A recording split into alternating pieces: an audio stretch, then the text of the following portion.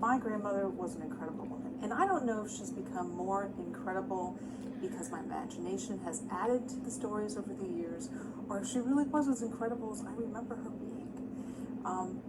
She was born in 1905, and she married my grandfather. She had actually she was engaged to 3 other men at the time that she became engaged to my grandfather. My grandfather was a cobbler's son. He was poor.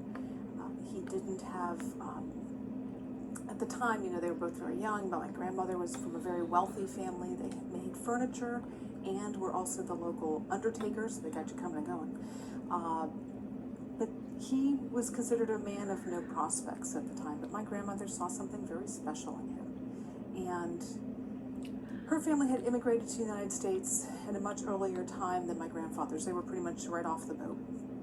So my grandmother had 3 other suitors at the time that my grandfather successfully proposed to her.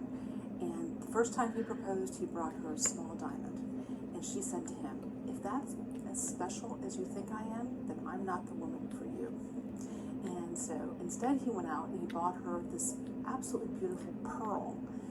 And she wore that until the day she died and became his wife, obviously, because he told her that she was like a pearl. She was tough and strong and independent and one of a kind. And that's exactly what she wanted to hear. And my grandfather always treated her like that. And she was quite the matriarch of our family.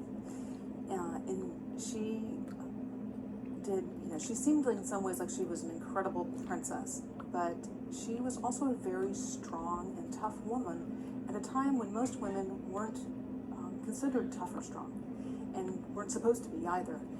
She grew up calling her parents by their first names, which was very unusual for her time. Her mother was a suffragist, and so she was pretty open-minded and liberal in her philosophies.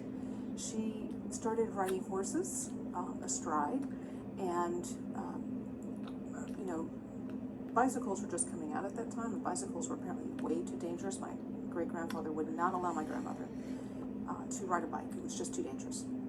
But he would let her take her Arabian horse over a 6-foot fence. Well, they didn't make it. And she broke both of her ankles, and the horse, of course, broke more than that and had to be put down. But the doctors told my grandmother she would never walk again. And she was only 16 years old at the time. And she walked again. And then she also had horses later in life. And she got run over by a drunk driver in a truck. And she crawled off the horse and laid on him until help came to put the horse down. And she had broken her back. And at the time, that was a very bad injury. And again, they told her that she was never going to walk again. But she did. She did walk. And in fact, my grandfather and my grandmother loved their horses so much. They used to be part of a bit and spur club. And so they actually would take their horses with this other group of friends that they had up into the mountains of Montana and Canada. And up in the mountains in Montana and Canada, into the Rockies, they would have these huge parties. They had cabins. It wasn't the kind of camping where it's, pretty laid back. They were pretty well outfitted. And they used to have these huge parties and enjoy the great outdoors. My grandfather was an avid trout fisherman, so he was in his heaven. And my grandmother actually, although she didn't like the roughing it part of it, she was still amenable to going. And in fact, their cabin once had my grandmother had been cooking all day, and he came to see what they were cooking. She was cooking. It smelled good to him. And of course, to hear my grandmother tell the story, it was a big, big grizzly bear, but more likely it was probably a black bear. Either way, it's pretty unusual for a woman to grab her broom and chase a full-grown bear out of a cabin in the woods, and she did that, it's pretty funny. So, the other thing that they used to do is every year, in fact, I brought a picture to tell you all about it. They would have a big party, and they would have a beauty contest, and I wrote some notes on the back. This happened in the 1940s. It's with the Canadian Trail Riders Association, and they used to call this Talent Night.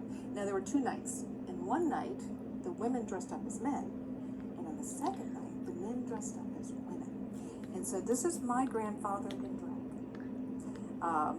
Pretty funny. These guys are all long gone by now, but the fact that they would even do this and somebody would actually take pictures is pretty hilarious. So that's, and how many people can actually say that they have a picture of their grandfather in drag? And you can see my grandmother, who was a millionaire, actually made his hat, because it's a pretty nice hat for that time. But she was an incredible woman, and all through her life, she died when she was 96. All through her life, she inspired me and challenged me to think about things in different ways than I'd ever thought about before. And I will always love her and remember her.